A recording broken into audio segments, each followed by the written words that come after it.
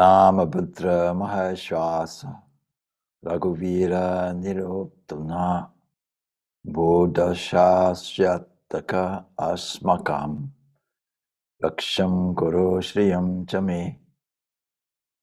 O Lord Rama, great archer, valiant member of the Raghu clan, best among kings, slayer of evil Ravana, please grant us prosperity and also protection. Om Shanti, Shanti, Shanti. Peace, peace, peace beyond all. So I am pleased to see you all. We'll continue with the story of Rama, even though, of course, this evening is Christmas Eve. And with that in mind, of course, we have a special arti this evening, Vesper service, as is our tradition. So the last time we met, we painted a scene in the Panchavati where Rama found a very beautiful scene. And of course, it was the domain of the great famous sage Agastya. And last time we told you about the background of Agastya and his great reputation. And of course, Rama finds that the locality of Agastya's ashram was very charming, sublime. It was a sylvan setting, superb amenities were present there.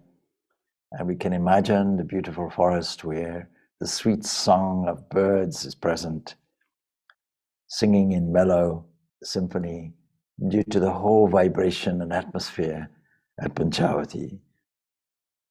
Even the various wild animals, they decided to loiter there without fear of being slaughtered or interfered with. And all the aspects of nature were as though conjointly inducing man to commune with the Maker. This scene is so beautifully described that we can imagine our own individual spiritual life and how we are required in moments of silence and access our deeper nature, that we can also surround ourselves with beautiful memories of the past, which have been and are inspiring to us. And so we can find, when we engage in our spiritual practice, a suitable spot to sit where it can be a kind of heaven on earth. But the likelihood, of course, is that when we sit to meditate, we are surrounded by all the various events and so-called difficulties and impingements on the material world that enter into our mental frame. And Lakshmana singly erects, as we mentioned last time, a very neat, lovely, spacious hut using the local materials, the mud made for walls, and the leafy foliage for a roof. And we can admire Lakshmana's skill at doing this. And it gives us an insight into education in those days, where practical skills were also taught. And so life in the ashram was spent in thoughts and talks on the matters of super mundane things. Everybody's thought elevated. And we mentioned last week that this was now a shift in scenario from here on. Because life is not necessarily idyllic, nor is it meant to be. And so we find the darkness coming. We have to understand that the Dandaka forest was the northern frontier of the domain of Ravana, and we know in advance how Ravana was disrupting all the harmony around, not only on earth, but in heaven. And he had also posted for that region, because with vast regions, you have to make some kind of governors there. And so his own cousins, Khara and Dhusana, were in charge. They were twins, by the way, of that place. And of course, they have a sister, Shurpanakha. Shurpanakha took advantage of the camp and roam freely in this area and rambling in the forest. And this is the scenario that we now pick up.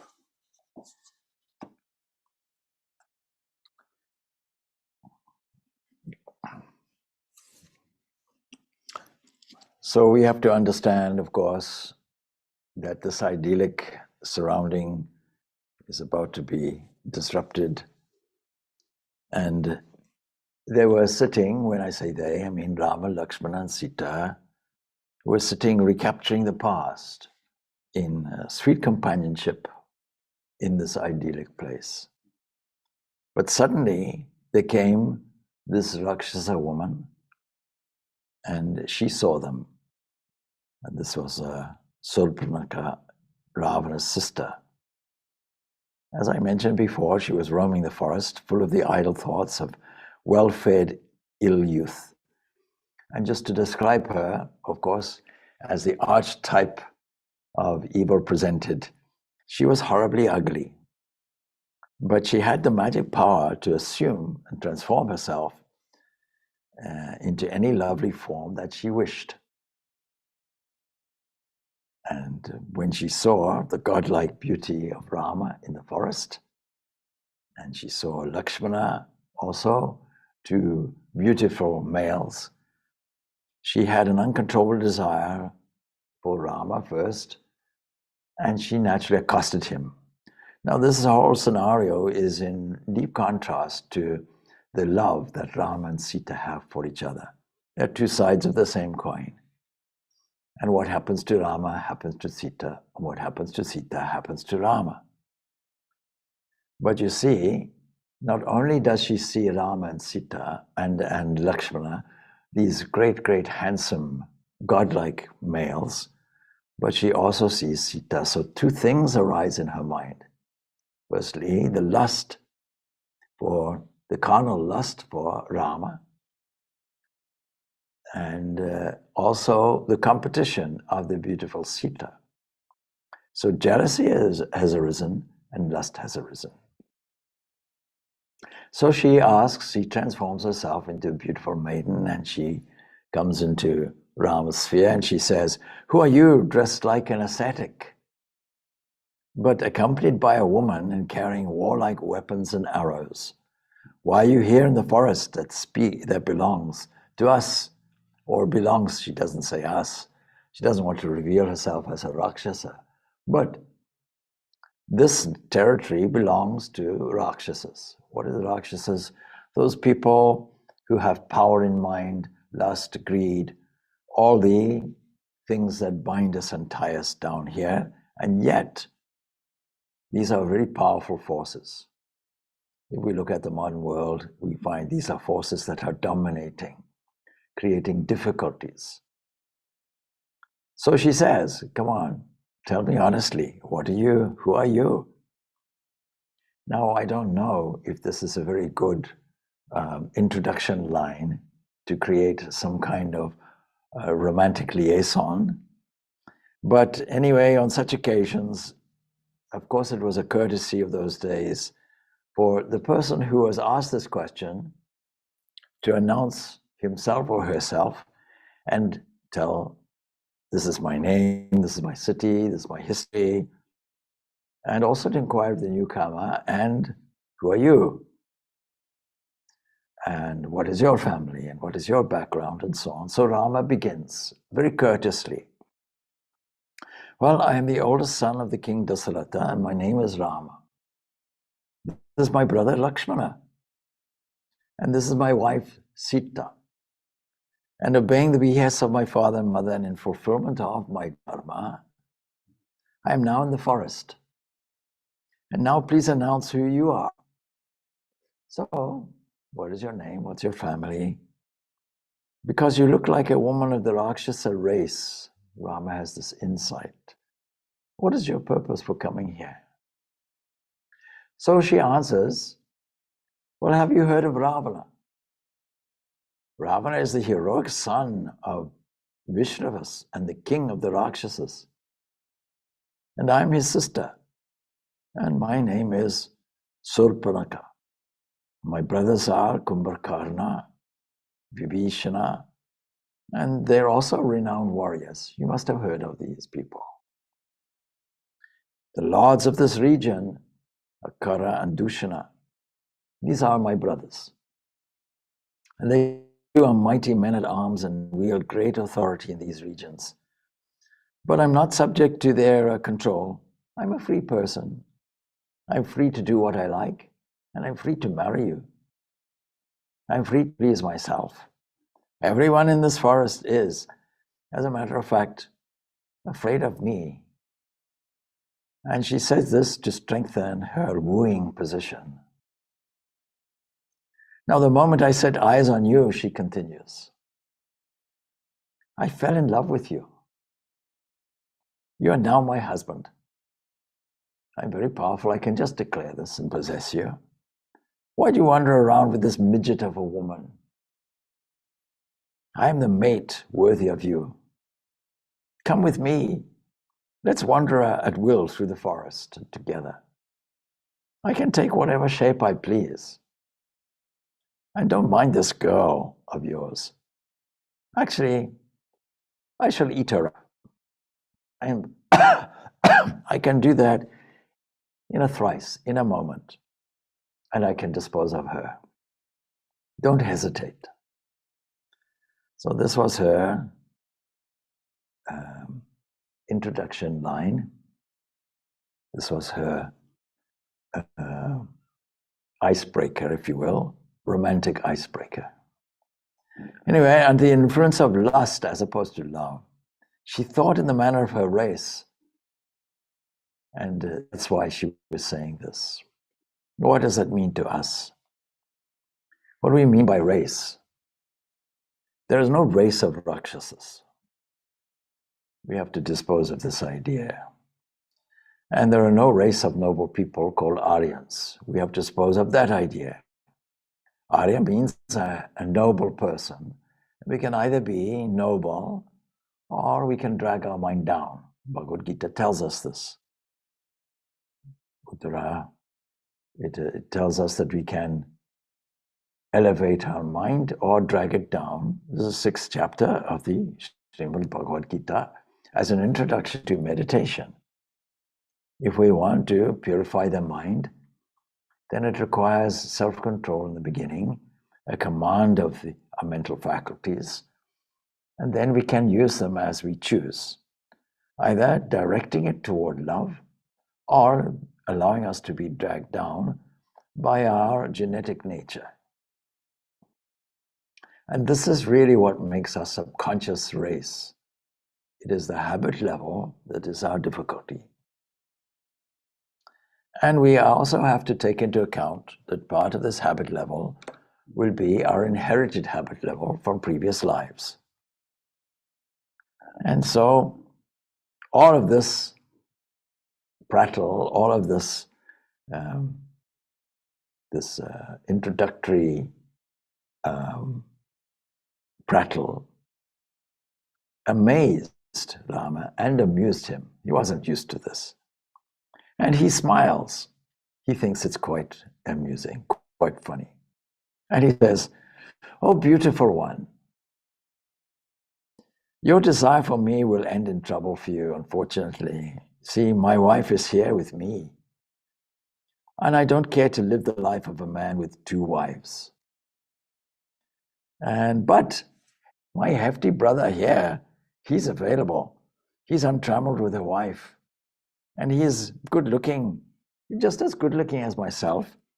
He's the proper husband for you. Why don't you approach him? Why don't you offer your hand to him and leave me alone?" I'm amused by the English phrase, your hand in marriage. What about the rest of you? Anyway, just a small amusing aside. So now he passes her on to Lakshmana. And Rama said this, of course, being confident that Lakshmana would deal with Shurpanakha suitably. But the Rakshasi took Rama's advice seriously. She doesn't see the play. And she approaches Lakshmana saying, "Oh, my hero, come with me. Let us together wander at will and joy through this Dandaka forest." And Lakshmana enters into the humor of the situation, seeing the fun, and says, please don't be foolish. Rama, my brother, is trying to cheat you. What is your status and what is mine? I am here. I'm just a slave to my brother. The big prize will be Rama. And you, of course, you are a princess. How could you become my wife? I'm just a slave. And how could you accept the position of a slave?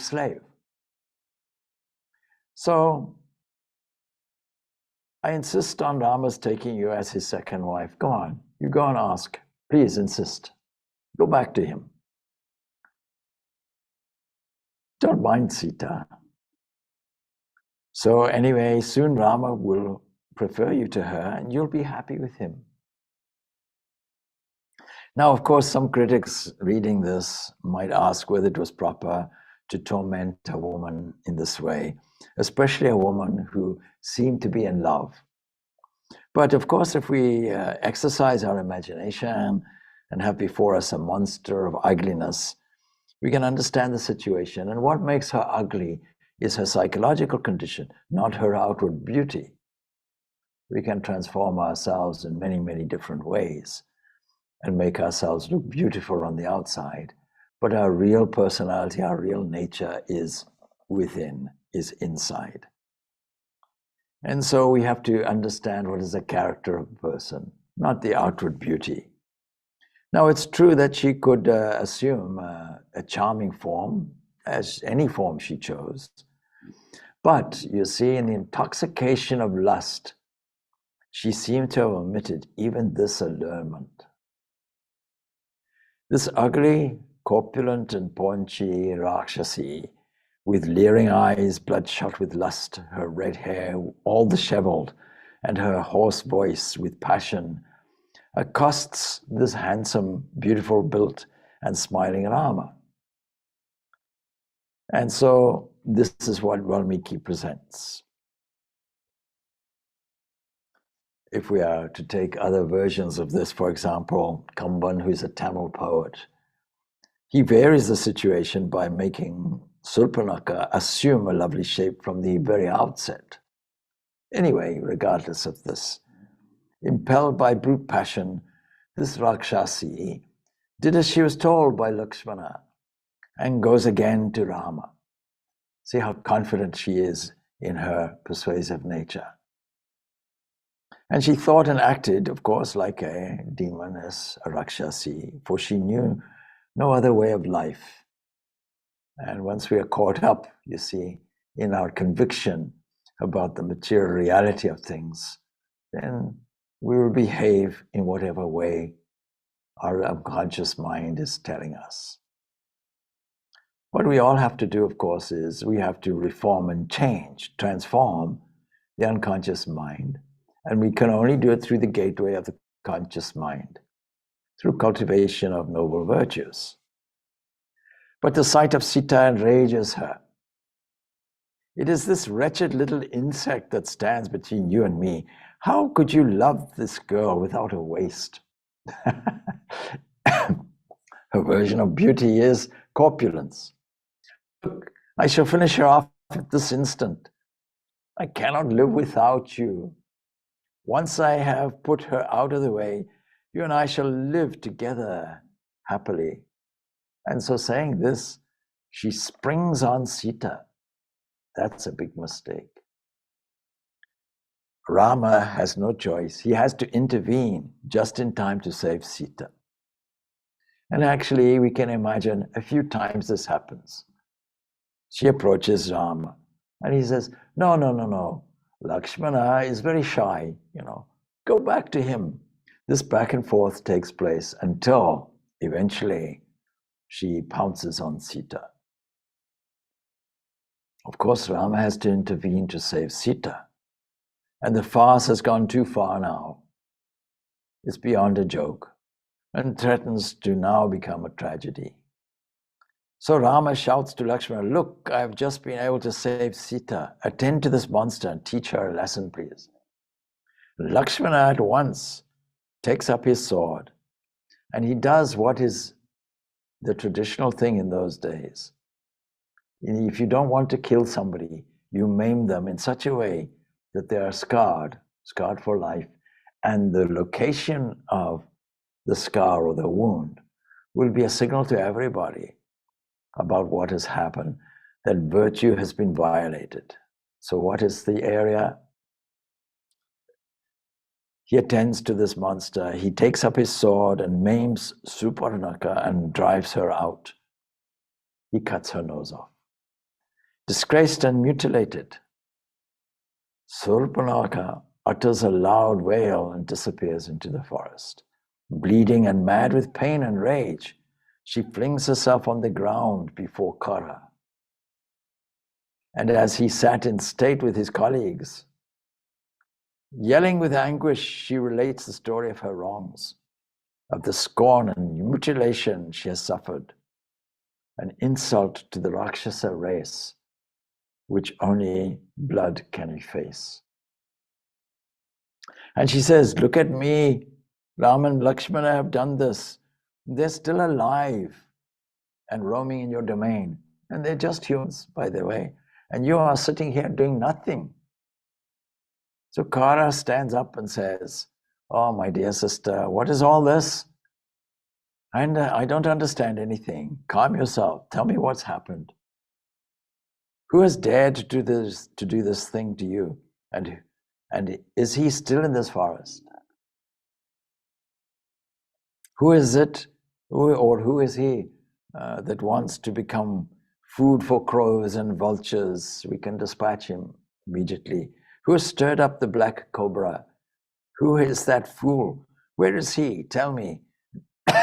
And he shall die at once. The earth is thirsty for his blood. Stand up, please. Tell me everything that's happened. So she begins her tale, and as all people of a Rakshasa nature, she distorts things a little bit. She begins off in a truthful way. Two handsome young men, she says, have come into the forest dressed like ascetics. What right do they have to dress in this way? And accompanied by a girl. And they say they are sons of Dasaratha. And these two together, making an excuse of the girl, attacked me. They attacked me. Without provocation, they attacked me. And they have hurt me thus shamefully. I am thirsty for the blood of these villains. So now, lust, jealousy, now anger. These are the natures of a Rakshasa nature. Slay them first, everything else can wait. And Khara ordered his generals, oh, please, go at once, slay these people, bring their lifeless bodies, drag them here, and drag also the woman here. Don't delay, let's do it immediately. And so 14 generals, heads of army, were dispatched, and they set out to do his bidding. So, what is the reaction? Now with Shurpanakha showing the way, these Rakshasas went to Rama's ashram. You sit down. They came like rain clouds, chased by the wind. And when Rama saw them, then he says softly to Lakshmana, well, watch, Sita. It seems I have a battle to fight. Don't forget, their virtue is enough. And so fitting an arrow to his bow, he stands waiting. And Rama hails the Rakshasas, why do you come armed with tridents? So battle doesn't ensue straight away. He's virtuous enough to give them a chance to put their arms down and withdraw. You've come here with tridents and swords. When no doubt we are Kshatriyas, we are military people living here, but we're living here in peace. And we don't wish anyone any harm. But of course, the Rakshas's nature is such, and so they leer, We have come to drink your blood and have your woman. You see, once the Rakshasa nature takes over, then these carnal thoughts come in. And so Rama says, I've heard the rishis of the jungle have no peace because of you. Or the rishis, these sages, these people of noble endeavor, they can't have any peace in their activities because you're disrupting everything. Is this true? Look, here is the bow of Varuna raised against you. And if you value your lives, please fly away, go. And Rama stamps his foot as if he were chasing away some dogs. And Valmiki here has a little humor. Don't forget the humor, first of all, of being challenged and going back and forth between Rama and Lakshmana, the absurdity of the situation. And these are two people facing 14 generals. And so naturally, they're not taking him seriously. But these Rakshasas rush at the prince and casting their trishulas at him. He was so quick, none of them saw Rama's hands move, but they see his arrows smash their tridents in shards. And next moment, they themselves lay dead, their bodies turning immediately to ashes. This happens because of the heat of the serpentine nalachas with which he had shot them. For a bowman like Rama, it was child's play. Shurpanakha stands open-mouthed at his archery, and he smiles at her playfully. He raises his bow again, and with a shriek, she runs away. And she flees back to her cousin Khara, and she says nothing to him at first. She's entirely shocked and only sobs incoherently. Not only has she been humiliated, she's angry, but now you see, and in denial and all these other things, but she can hardly speak. And her abominable cousin growls, now what is it, Shurpanakha? I've sent my men to avenge you. What else do you want? Anyway, she manages to say, well, there is a new pool in Panchavati of your Rakshasa's blood. And she shivers. I don't see Rama bend his bow, and I hear our men scream. I never even saw it. And one instance they rushed at him, and the next they lay dead. That's all I saw. They're lying dead with his arrows buried in them to their feathers. And Khara stares at her disbelievingly. Shurpanakha hisses, if Ravana or Kumbhakarna have been here, they wouldn't have let this pass. They would have taken thorough vengeance. Are you afraid? Are you disgraced to your family? In Khara, you're not fit to rule even this small area of the Dandaka forest. Terrified of two humans. To our family, she's quite persuasive. You're not fit to rule. And so, Ravana would laugh at this if he heard this. Anyway, Khara's roar shook the jungle. And don't taunt me, woman, he says. Who says I'm afraid? I only waited for my rage to break its shores like the sea in a storm. Come, show me these human worms that I can send them to their ancestors in the sky. So now what have we seen? We have seen a compounding effect of, first of all, lust, followed by jealousy, followed by anger, and followed by destruction. This is all anger will bring. One of the gates of hell, says the Bhagavad Gita. Lust, anger. Shurpanakha fawns on him, taking back what she had said to provoke him, and praising his valor now, changing her tactic. And Khara summons his brother, Dhusana, who was also his general. All right, let 1,000 men march for each one this Rama has killed.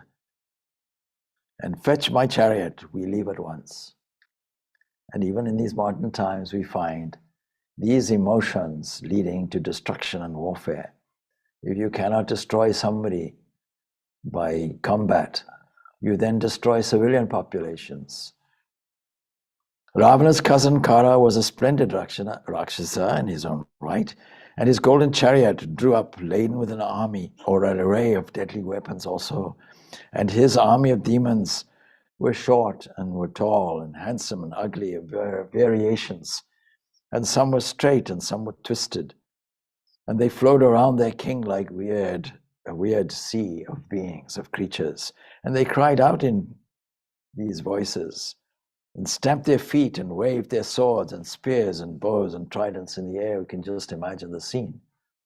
And Khara of the Rakshasas came forth from Janastana with his formidable legions seething around him, a tide of darkness. But evil omens beset his going. And in front of them, a scarlet cloud appeared. It appeared above them, and a ghastly drizzle of blood fell on the demon force, because the leading horse of the complement that drew Khara's chariot stumbled and broke its leg. And when the anxious Rakshasas looked into the sky, they see the sun has a rim of darkness around it, a portent of destruction. And of course, a vulture flaps out of nowhere and perches on the flag above Khara's wooden castle. Now his men begin to whisper among themselves. And the scene reminds us of ancient days historical days, of course, where the Romans want to conquer, for example, the regions beyond the sea or beyond the French coast. And they don't know because they've heard tales of druids. And eventually when they go there, they find all these magic portents there. And without even fighting a single battle, they fill themselves with fear. A similar scene is presented here. So Khara is not moved by this. I'm not moved by these vagaries of nature, because only the weak pay any attention to these signs. I am Khara of the Rakshasas, master race of the world. My men are the greatest warriors on earth, and we will take death to the arrogant Kshatriyas. Indra and his devas, they don't dare face us. What then about these human princes? Come, let me hear you roar when we march into battle. And so the emboldened Rakshasas roar Khara's name, infused with new energy. What indeed could two humans do against the fighting demons of Janastana? Now we have an additional thing coming in, pride. All of these things make for Rakshasas, not a race of people. Now the celestial rishis, the devas, the Gandharvas, the Sitas, and all of these celestial beings who are the so-called immortal ones, they gather in the sky, we can imagine, above this beautiful region of the Panchavati, and they also go and witness the battle between Rama and the Legion of Night, because this is a start now of a series of battles to come. And they say among themselves, Narayana has incarnated himself to rid the earth of such Rakshasas, namely the all-pervading one that we call Vishnu incarnates. And we now can link it with the season, because from age to age, yada yada hi dharmasya, from age to age, this cosmic balancing power gets born in order to adjust things. And that lasts maybe for 1,000, 2,000, 3,000 years. So they're quite confident that the dharma will be adjusted, adharma will be gotten rid of. And so they say among themselves, this Narayana has incarnated. Narayana, that is Nara, man, is born from age to age. There will be great bloodshed today, and this is his first battle against evil. Up to now, we only saw small evidence when Vishwamitra took the two young boys, Lakshmana and Rama, into the forest to dispatch demons then. But in terms of a campaign, this is the first battle on such a large scale. And also Lakshmana is with him. Previously, single demons had been dispatched, but now there's a whole army. So Khara draws near the Panchavati, and at the heart of his force are 12 particular ferocious demons, ring around him with their chariots. And there is an enormous Mahakapal, Stulaksha, Pramati, Trisiras. These all ride behind the legion, and Dhusana rides at its head.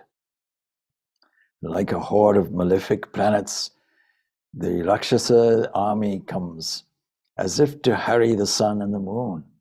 You can just imagine the scene. We can also imagine how these powerful materialist forces seem to be unconquerable. Even now, in this modern age, we can see something unexpected. The last century had two devastating great wars. And when we can see the level of devastation and how people have vowed, never again will such a thing happen. Even now, in this 21st century, we see this emphasis on material life, power, politics, and destruction. But you see, Satyam Eva Jayati, truth alone will triumph. And this is the whole thrust and central theme of all of these stories. Now Rama sees the omens of the sky, the birds that flew in alarm before Khara, and he sees the ring around the sun and the crimson cloud above, same as everybody else. And Varuna's bow hums impatiently in his hands. And Rama cries to Lakshmana, "My right hand throbs, my arrows are smoking in their quiver. I feel as I did when Parasurama stood before me. But we must be careful, Lakshmana. And today I must deprive you of the pleasure of battle. Take Sita up to the cave on the hillside. We must be on our guard against Shurpanakha, who has already vowed that she will dispatch this girl." So Lakshmana now is out because he's now protecting Sita. And Rama watches them leave. And here we find the contrast between lust and love. As he watches them leave, he straps on his armor, which is light as a breeze, and he strings his bow with the power that weapons surge through him, and his astras, don't forget, born from mantras, hot in their quiver, and Rama stands like Shiva before he raised Dakshina's yajna. And Khara arrives in the Panchavati and he halts his legion, and with horrible roar, the Rakshasas attack. And like the rays of the sun, the demons, arrows, tridents, and javelins cover the sky. And they fall on Rama like lightning. And the prince is struck, but he's never wounded, because his thin armor was magical. And then he replies, his arms were a blur, so even the devas and the rishis above couldn't see them. And like mortal thoughts, his arrows flare at the Rakshasas, and they fall in swarms, hardly knowing how they died. And Rama strings his bow with astras, celestial weapons. And this shocks the demons. They can't bear the fear that these missiles bring and flee back to Khara, and some of them screaming, others whimpering like children. All of this is a graphic presentation of how the truth, and a mantra, of course, is protecting thought, how a mantra protects us from all of these demonic traits, such as lust and greed and envy, and a sense for individual materialistic power, and ultimately against anger. The first victim of our anger is ourself. We can't avoid that. Not only does it happen immediately on the physical level, but also on the unconscious level in increasing the traits that we already have in our negative way. So how to remove it and protect it? We do it by enforcing all our virtues. And this requires practice. So the use, for example, of japa, the repetition, constant repetition of a mantra protecting thought. All of this has to be engendered. Company of holy people. We have learned this lesson by Rama and Sita and Lakshmana standing in the Panchavati. Even in this holy place, we are assailed by these negative thoughts. But we can easily dispatch them by bringing up counter thoughts. This is our weaponry. But astounded by Rama's valor, Khara rallies his people and advances himself, and collecting their scattered courage, teaming around their king, the Rakshasas charge Rama again. But quick as wishes, he draws the Gandharva Vastra, and from his quiver, and he chants its mantra, and he shoots it at the demon army. The Rakshasas see a blinding fireball flare at them through the sky, and the unearthly weapon breaks, whistling among them, and the Astra separates into 1,000 arrows of fire and light, and Rama's shafts fill the quarters. They turn into serpents with heads of flames and fall on the howling demons, one shaft for each Rakshasa, and not an arrow, but it took a life, consuming the fiend it strikes, making ashes of him instantaneously. This is a very dramatic presentation of the power of mantras, the power of truth. Satyameva Jayati, truth alone triumphs, the Mundaka Upanishad tells us, to the extent that this has become the motto of the Indian nation. So we can see in our own life how we can apply this drama to our own life. As soon as we are able to observe our own demons, our own Rakshasas, then we can then deal with them and dispatch our own weapons. We can probably leave it there for today. As you may hear, my voice may not be 100% at the moment. I am suffering from a little bit of a cold, but I think the dramatic lessons are taught by this wonderful story as we go on. And we are now at that particular chapter within the story of Rama, and how, even with this dramatic vision before us, we can reflect. You see, these stories have no value unless they have a meditative value for us, unless we're able to reflect on it. And the story of Rama is a historical story, it's itihasas. But what makes it dramatic is to take these themes and embellish them in such a way that we really do learn the lessons.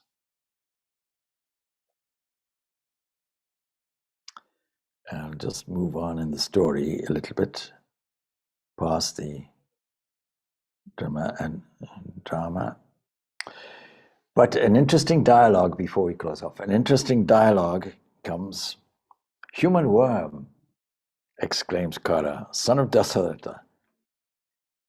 Have done with boasting, You are proud because you have killed a few common Rakshasas. Now I bring this up because this is called projection. These demons, demonic nature, exaggerates the egoistic position that we commonly call pride. And he's now accusing Rama of pride. You've dispensed all these Rakshasas and so on and so forth. And so you're very proud. You're boasting. Of course, Rama is not boasting. A hero boasts not as you do. You're not a hero. You're boastful.